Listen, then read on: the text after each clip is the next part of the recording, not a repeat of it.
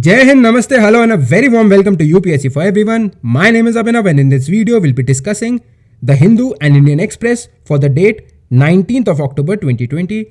Now the PDFs for important articles I have provided on my Telegram channel, so you can go and download the PDF. All the PDFs are available for free, and also for your convenience I have added timestamps in the description, so if you want to skip to a particular news, just click on that timestamp. And please subscribe to our channel if you like our videos, and do press the bell icon so that you don't miss out on any new video that we post. Also, please give us a thumbs up if you like our videos. So without wasting your time, let us get started. Now starting with the Hindu, India passed COVID peak, says Department of Science and Technology. So the Department of Science and Technology, it formed an expert committee of mathematicians and epidemiologists, and they came out with a modeling study called the COVID-19 India National Supermodel, and that predicted that there would be minimum cases by February, and India has already passed its peak stage. Now their prediction is premised on the basis that no spikes should be triggered by festivities, or there should be no mutation of virus during the winter which would aid its spread. And they have also publicly warned that they were just projections meant to guide policy and it should not be taken literally. People should take all the precautions and there should not be any sense of complacency among them, because that would lead to a spike in cases. GST cess will stay, Finance Panel Chief. So the Chief of the 15th Finance Commission, Mr. N.K. Singh, he has said that we will be retaining the GST cess. So let us see. The levy of compensation cess on goods and services may have to be extended for quite a few years, perhaps till as late as 2025 to 26, to pay off the state's GST dues, because this has been in controversy recently. The 15th Finance Commission's report on the devolution of funds between centre and states for the 5-year period from 2021 to 25-26 will factor in the unpaid compensation dues while working out states' revenue flow calculation beyond 2022. So there would be a greater devolution this year. We could expect that. About GST compensation cess, this is levied on goods such as cars, aerated drinks, tobacco products over and above the highest GST rate of 28%. So whichever category attracts the highest GST rate of 28%, above that you apply this cess, which is levied for a particular purpose. We have already discussed cess in the past, right? And it was to be levied for the first 5 years of the GST regime to compensate states, because what happened in the GST, the states, they gave up many of their taxation powers of indirect taxes and they all were subsumed under the GST. So as a compensation, center promised them to pay over the 5 years the shortfalls that they would expect out of this giving up of taxation powers. But that has become a bone of contention now because of the act of God formulas that the finance minister recently gave.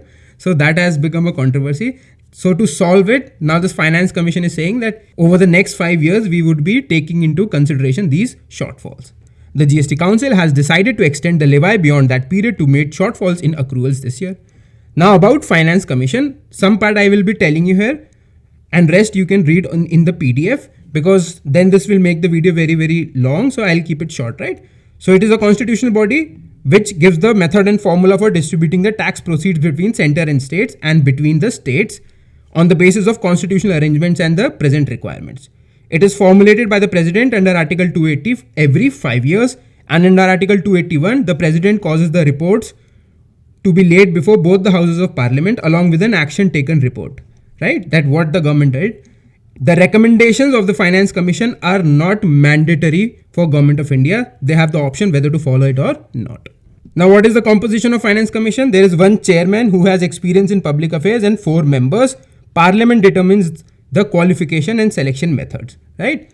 The 4 members either should be qualified to be High Court judge or knowledgeable in finance or experience in financial matters or administrative matters or possess knowledge in economics. And all appointments are made by the President of country. Even their tenure is fixed by the President of India. They serve during the sweet will or the pleasure of President. Grounds of disqualification: unsound mind, vile act and conflict of interest. Tenure is specified by the President. In some cases, they are also reappointed. And salary, as provisions laid out in the Constitution, the President, in consultation with the Union Council, they decide the salary, right? Now, what are the functions? Number 1, the net tax proceeds to be distributed between center and states and between the states. The principles that should govern the grant in aid to states by the center out of the Consolidated Fund of India. We have already discussed Consolidated Fund of India, Contingency Fund of India and public accounts. So out of Consolidated Fund of India, the central government give grants in aid. Grants in aid means that money is not a part of loan, but it is a part of state revenue, right? Then the Finance Commission also tells about the steps that are required to augment the financial resources of panchayats and municipalities out of the recommendations of the state finance commissions, and any other matter that is referred to it by the President of India in the interest of sound finance. Then Article 281, I've already told you. Powers, they have the power of a civil court under Code of Civil Procedure 1908, and they can call witness, production of public document or record from any office or court. An advisory role, that every recommendation they give is an advisory only, it is not binding on the Government of India. So this is about Finance Commission. So in this we also covered Finance Commission. Celebrating skinks, ZSI lists 62 species in India, Zoological Survey of India. So skinks are kind of reptiles, common reptiles, but not much is known about them. Now this news is only relevant for your PT examination, right?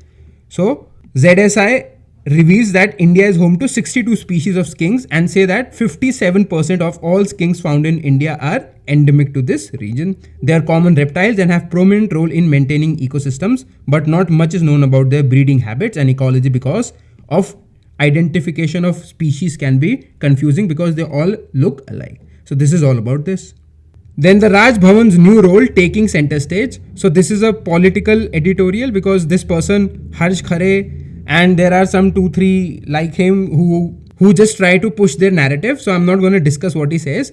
Let me just tell you that under Article 163, the governor of any state has exceptional discretionary power, and we will be discussing governor because there are clashes between governors like in Maharashtra and in West Bengal, right? So this issue will get big, and this governor is an evergreen issue. It is always in news, so we'll discuss it one day. But right now, this article does not merit any discussion. Then an incomplete solution. This is about the GST compensation. Again, they have given their own opinion, so I'm not going to get into it. Now, this is a good editorial. The hues in the Green Tribunal's resilient journey. So this basically traces the evolution of NGT in India. So we will discuss the evolution. Then we'll also discuss the structure and functions of NGT, and we'll see what Mr. Jairam Ramesh is saying about the functioning of NGT. There is some political part in it as well, but I'll not be discussing that. So let us see this one. Pre-NGT, what happened? Government of India formed a National Environmental Tribunal and National Environment Appellate Authority in 95 and 97. The authority was to primarily act as a forum for challenges to environment clearances, and the tribunal could award limited amounts of compensation of environment damage to life or property. Now, first of all, what are tribunals? Tribunals are semi-judicial body, right? Now, what happens that, see, judges of Supreme Court or High Court, they are well versed in judicial pronouncements and judicial knowledge, but there are many technical things. For example, environment or electricity or renewable energy, there could be multiple things.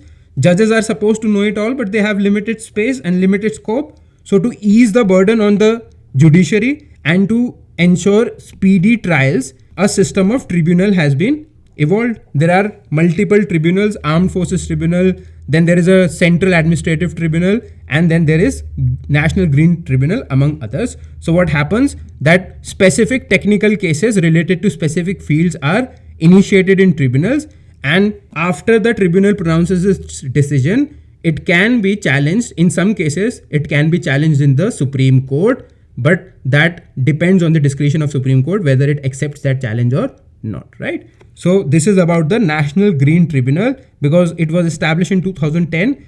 Now it has been a decade of this. That is why we are discussing it.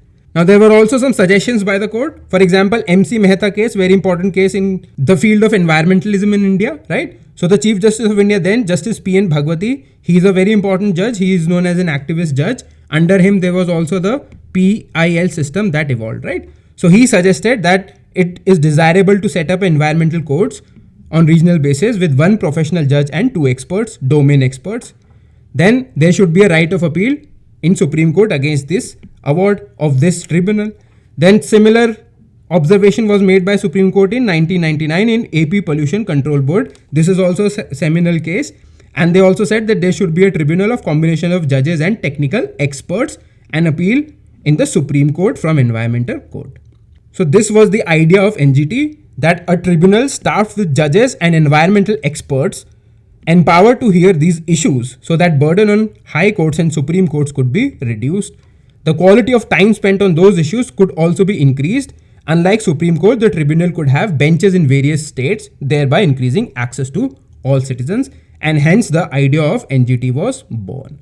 Now the notification came out in 2010. Now Mr. Jairam Ramesh is also talking about the working of NGT. Since its inception, NGT has, apart from creating a new breed of legal practitioners, protected vast areas of forest land, halted polluting construction activities in metros and small towns, has penalized errant officials and held large corporate entities to account, protected the rights of tribal communities and ensured enforcement of polluter pays principle in letter and spirit.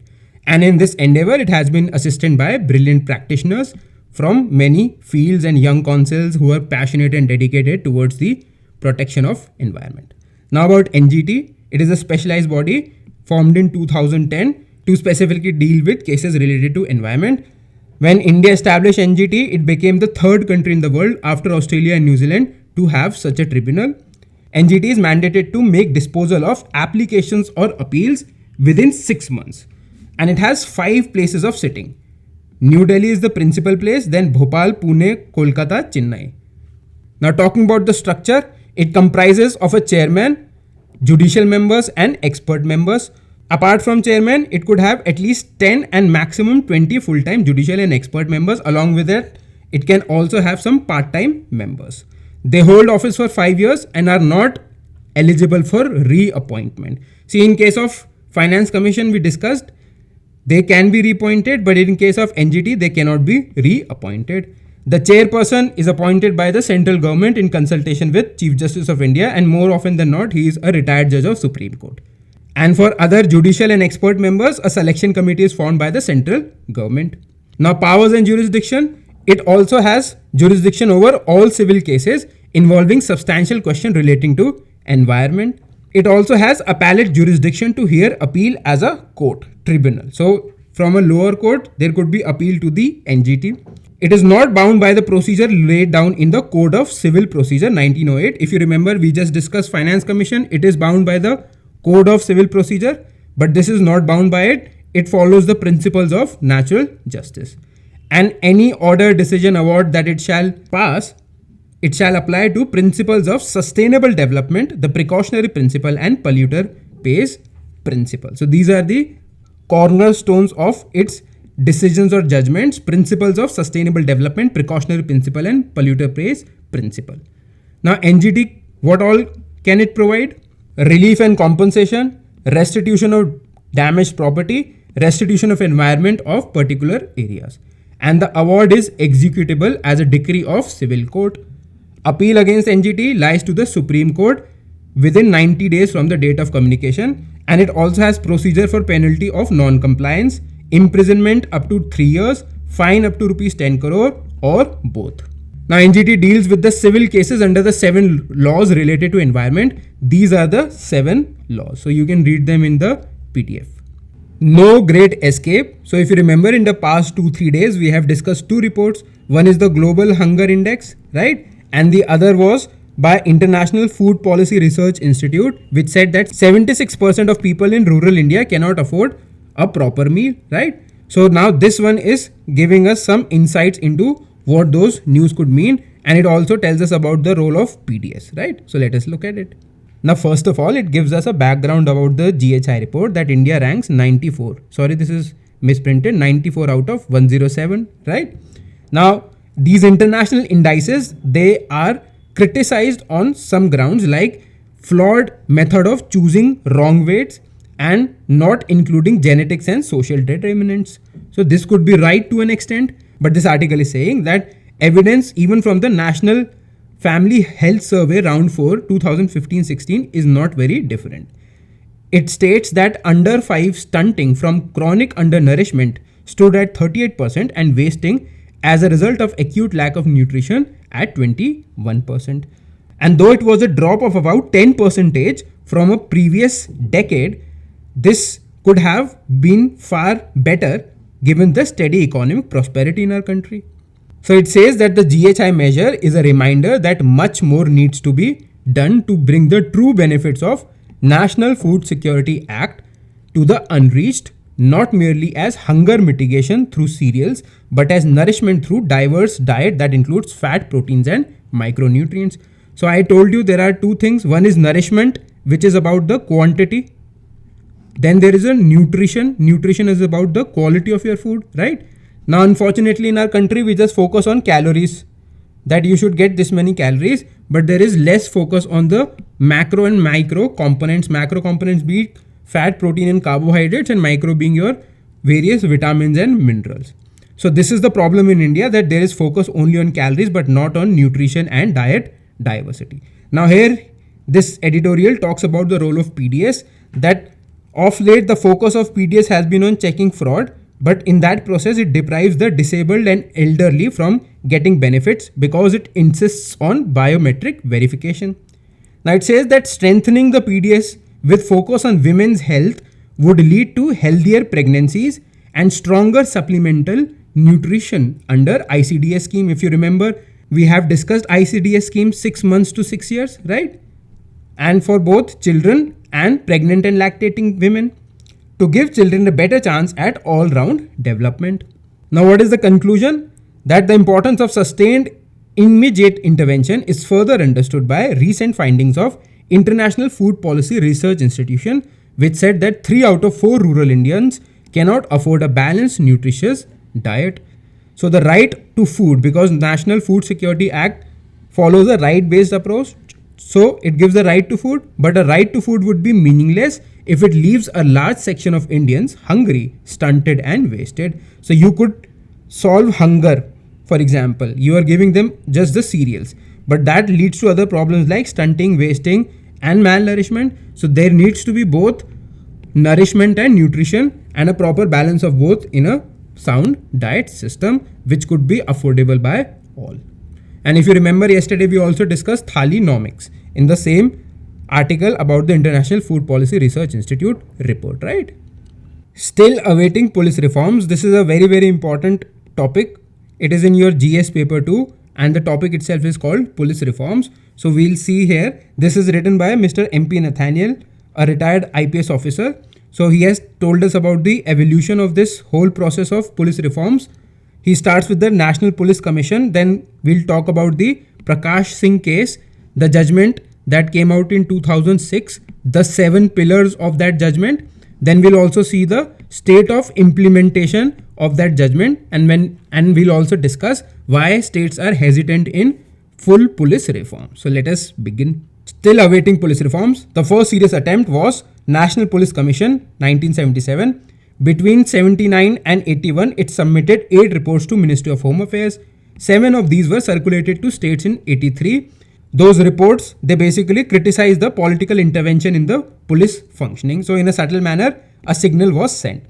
Now the report was put in cold storage until Prakash Singh, again, he was a retired IPS officer, DGP of UP. He filed a case in the Supreme Court in 1996 to implement the NPC's recommendation. So the judgment finally came out in 2006. Now these are the 7 pillars of Supreme Court judgment in the Prakash Singh case. So number 1, formation of a state security commission to ensure state government does not exercise unwarranted influence on pressure on police, lay down broad policy guidelines, evaluate performance. So first of all is state security commission.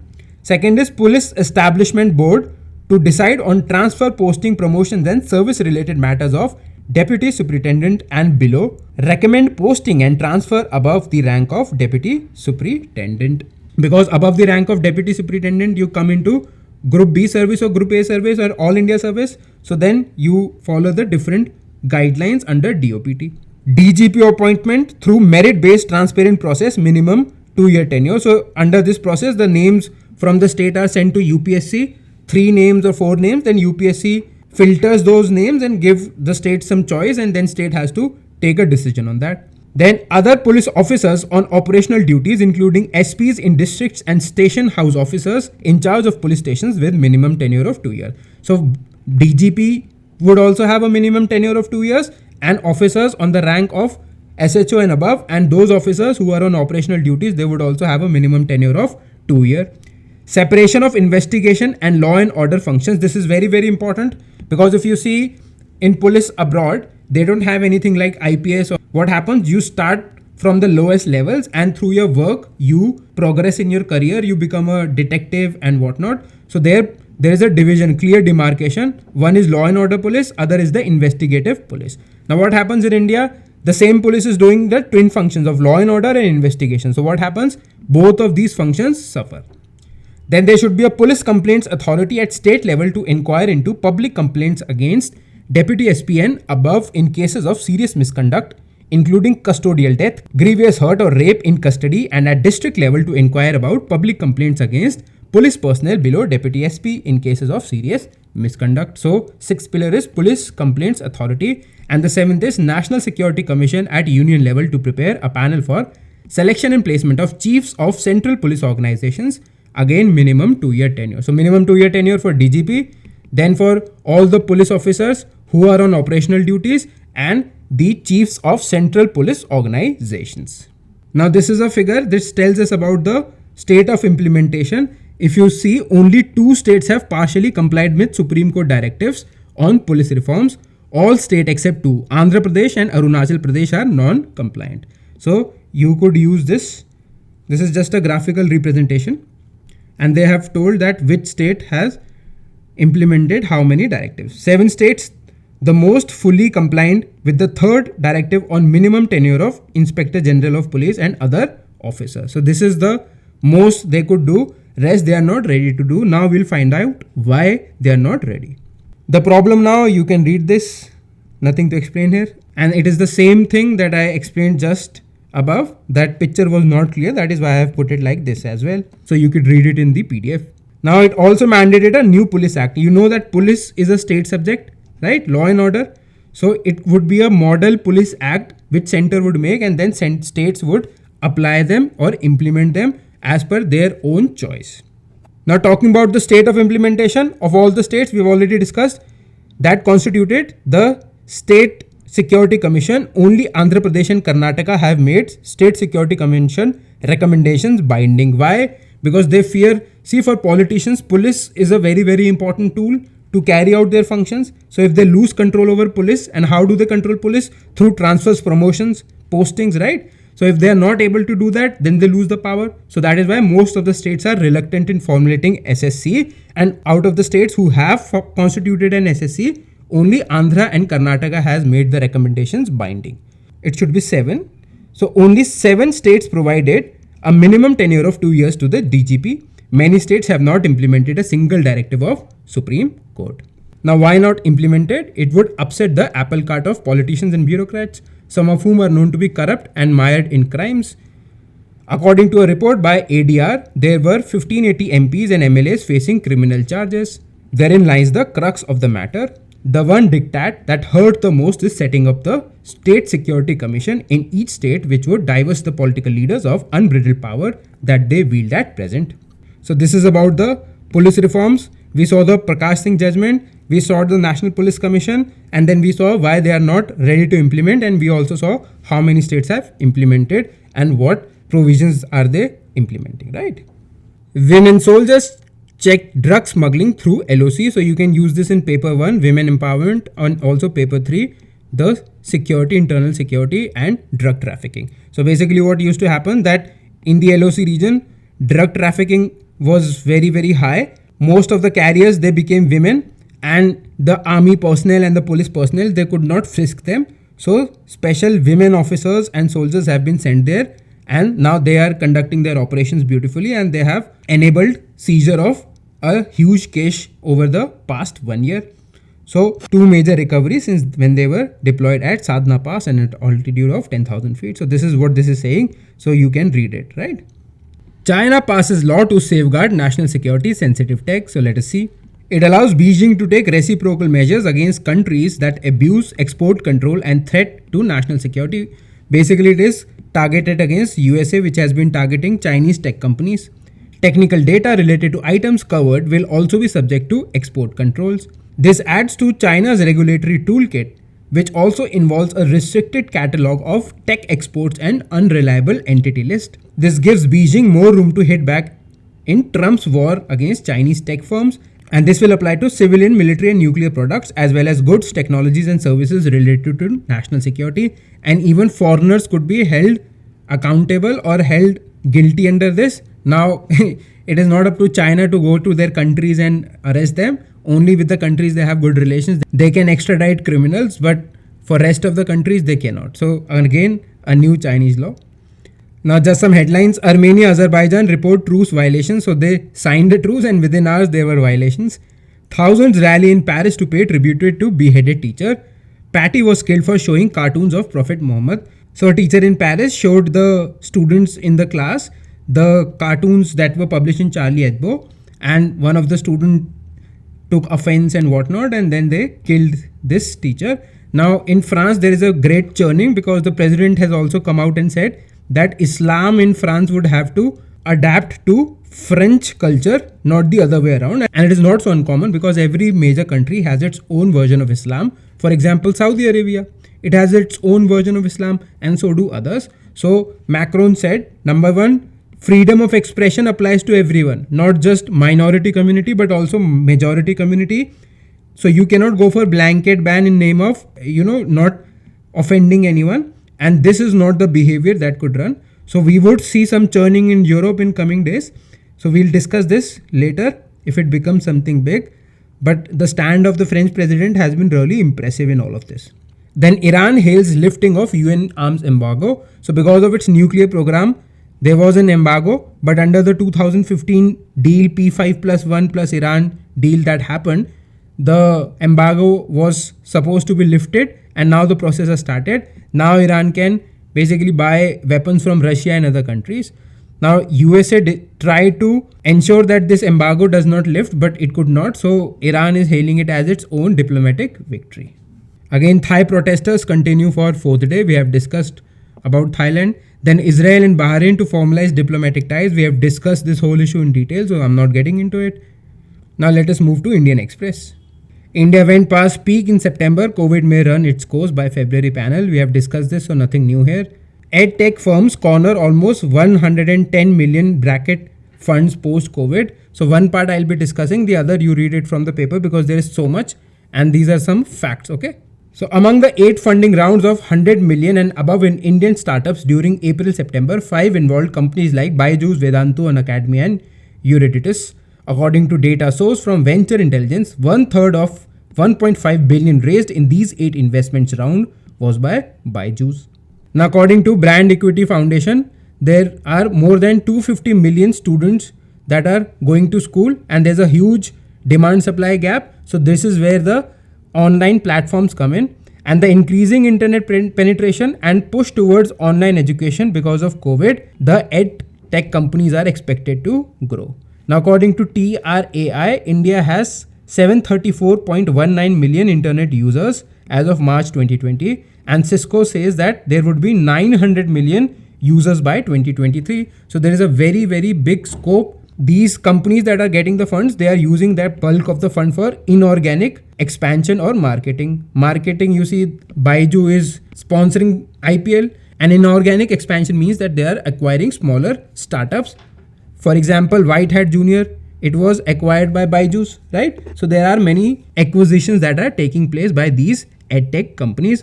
Right now, their major focus is on tech, but not content. So there will be some improvement. Now, some investors are there for money, some investors are there for impact as well. So you read the whole article, it is a good article, but there are so many factual things that I did not find it important enough to discuss or just read them out to you, right? The naval version of BrahMos test fired successfully. So we have discussed BrahMos many times, so I'm not going to discuss it now. I'm just going to tell you some things and you read it from the PDF because we have had extensive discussions about BrahMos. So it was a naval version of supersonic cruise missile. I've told you what is a cruise missile, and it was fired from Navy's indigenously built stealth destroyer INS Chennai. It attained a speed of 2.8 Mach, right? And I've also discussed with you the concept of Mach speed. What is hypersonic speed? I've also told you. So they're also developing a hypersonic version. Now BrahMos, the name I've told you again, amalgamation of Brahmaputra and Moskva, nothing new here.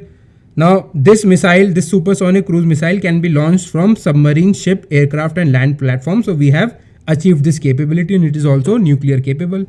Now, this missile comes under the standoff range weapon. So what is a standoff range weapon? It is such a weapon which is fired from a range sufficient to allow the attacker to evade defensive fire from adversary. So it can beat the anti-missile defense system of the enemy. That is why it is known as the standoff range weapon.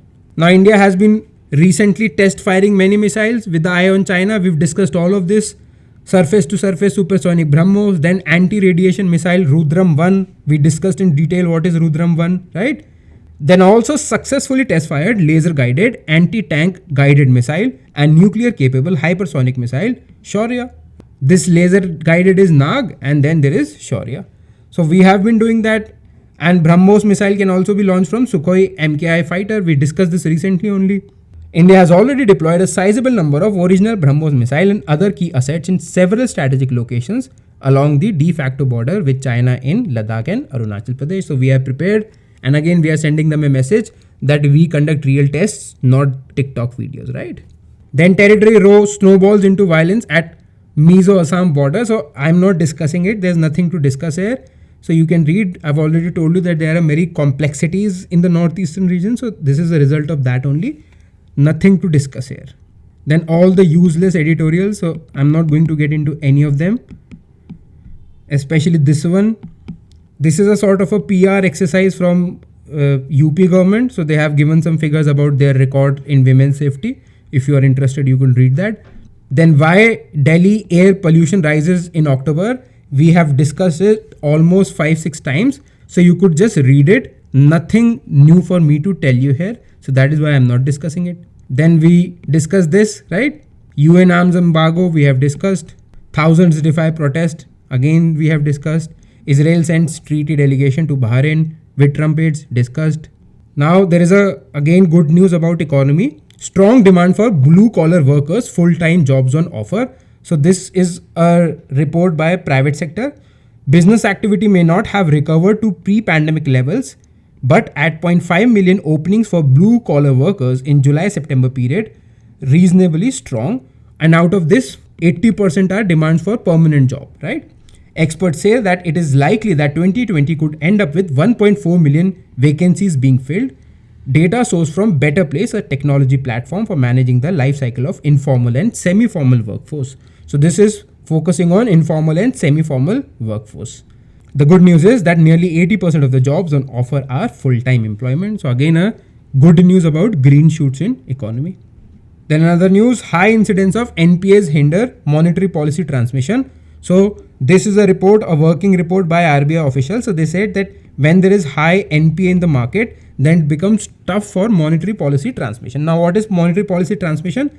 For example, RBI makes monetary policy. Monetary policy basically deals with the liquidity concerns in the market, that how much money is circulating in the market, and RBI manages that through manipulating the bank rates, the lending rates, and involving in the repo operations, right? So it says that at times it happens that RBI lowers the rate of interest, but the banks, they do not lower the rate of interest.